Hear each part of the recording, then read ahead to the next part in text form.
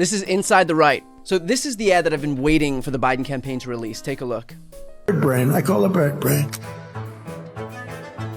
Nikki Haley has made an unholy alliance with rhinos, never Trumpers, Americans for no prosperity. She was sitting there like... She's gone crazy. She's a very angry person. She is not presidential timber. I don't need votes. We have all the votes we need. She's gone haywire. There aren't that many never Trumpers anymore. How do you bring these Nikki Haley voters back into the tent? I'm not sure we need too many. Tim, how effective do you think this will be? I think it's a good start. I think it's a good start for the Biden campaign and really focusing on these folks. This is a negative ad, right? It's amplifying the negatives, amplifying the ways that Trump has, disrespected Nikki Haley voters and basically invited them to leave. That we saw this in Arizona in the midterms. I do think this really hurt Carrie Lake. Her message at one point, she said at a rally to the McCain, if you're a McCain voter, you can get the hell out. And that showed up in ads similar to this. And they did. Yeah, they did. They did get the hell out. And that is the reason why Carrie Lake lost. So I think that it's a good start. And making sure Haley voters see that and recognize how much Trump has belittled them is a good way to go. I also think that there are a few substantive issues, particularly Ukraine. Generally, foreign policy is not like a huge winner in presidential primaries, or presidential general elections. But on Ukraine, for example, I'd like to see the Biden campaign pair something like this, which is Trump hates you, Trump disrespects you. And also, by the way, there are a couple core policy issues that we agree on where Trump is on Putin's side and I'm on Ukraine and your side. And so I think that if you layer that in, this can start to be really effective. Well, what does this tell you? Does it signal that the Biden campaign is taking seriously the significance of Haley voters and the impact that they're going to play in this election? Clearly. There's an article in Politico today about how maybe Biden could be doing even more to try to reach out to these former Republicans. But in this article, it said that he hadn't called, I think, Pence and Christie yet, which I think he should, but he had called Haley. And I think that was noteworthy. And there was a separate article in the Dispatch about how Biden's finance team had reached out to the pro-Haley grassroots and finance organizations. So you can tell that they are taking this seriously. I'd like to take it more seriously. It doesn't mean, and here's the thing, it doesn't mean pandering onto like conservative issues, really, right? It means talking about the issues where you agree. NATO, Ukraine, for example, come to mind. And then also just kind of leveraging the other allies, which are, people that went and worked for Trump, that have spoken out against him, Liz Cheney, Cassidy Hutchinson, John Kelly, Mike Pence, right? Like trying to just sort of solidify that group and use them as surrogates to speak to the Haley voters. Those are kind of the elements I think that are going to go into this campaign. And it's clearly a good start, what we've seen so far this week.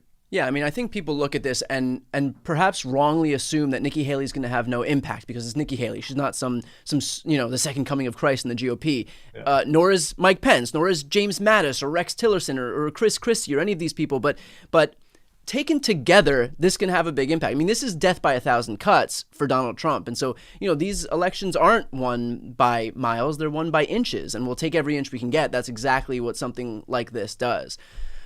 Tim, how important of a role do you think that Nikki Haley played in terms of laying these breadcrumbs for the Biden campaign in terms of picking up gettable, disaffected Republican voters?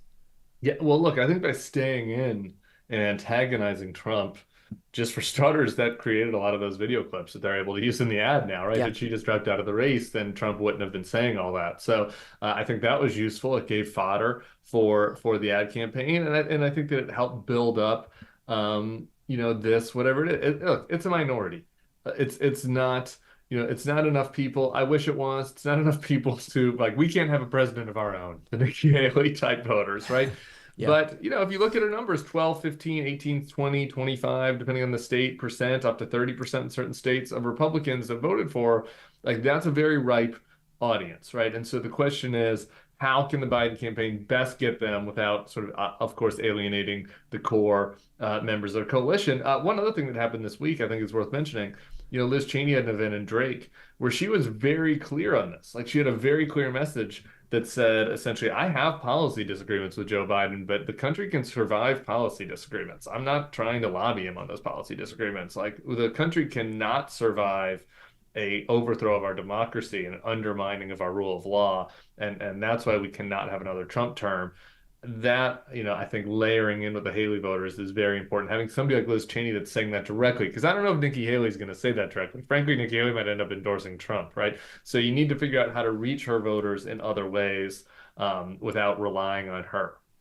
To the issue of democracy that Liz Cheney brought up, I know that the pundit class kind of poo-pooed everybody for thinking that democracy was going to be a big issue. They're like, no, all people care about is their paycheck and nothing else, or how much the cost of eggs is and nothing else. And clearly, in these last couple elections, it has shown us that people do care about the issue of democracy. How potent of an issue for that subset, that Liz Cheney, never Trumper, bulwark type subset, do you think that is?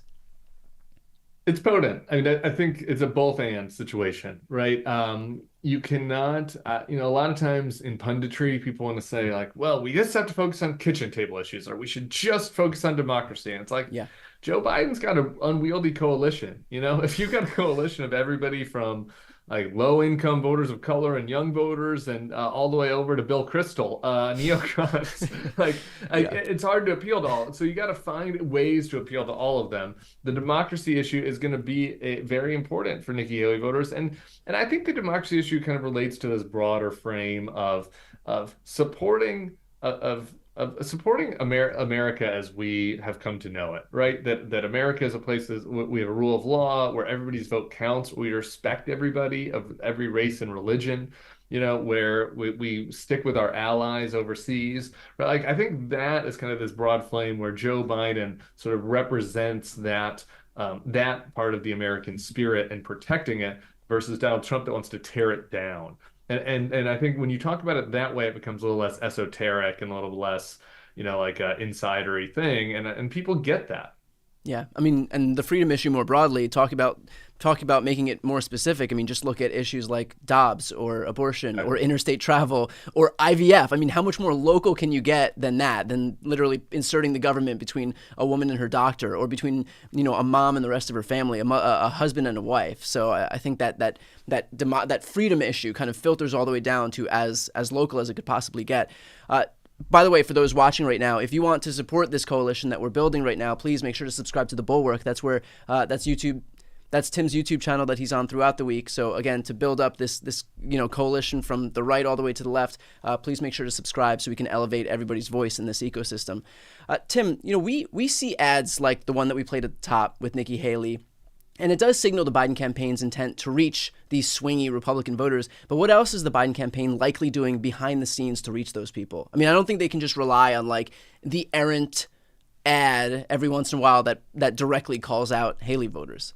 Yeah. Well, I think that there's, I just will mention first as an outside effort. I have to shout out my colleague Sarah Longwell. It's starting a group that's Republican voters against Trump, that's like gathering grassroots videos and promoting those, finding people out there.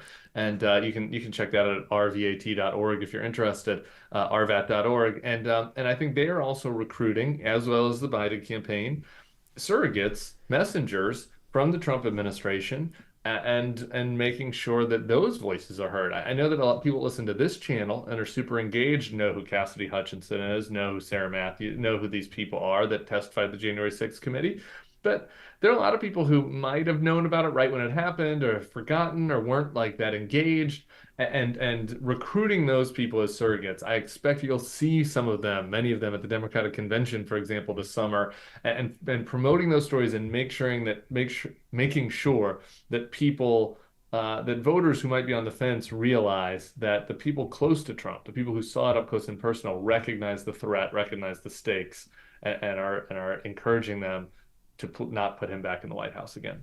Perfectly put. We'll leave it there. Again, for those watching right now, if you want to support the work that Tim and his team do, please subscribe to The Bulwark. Again, I'll put the link right here on the screen and also in the post description of this video. I'm Brian Tyler Cohen. I'm Tim Miller. This is Inside the Right.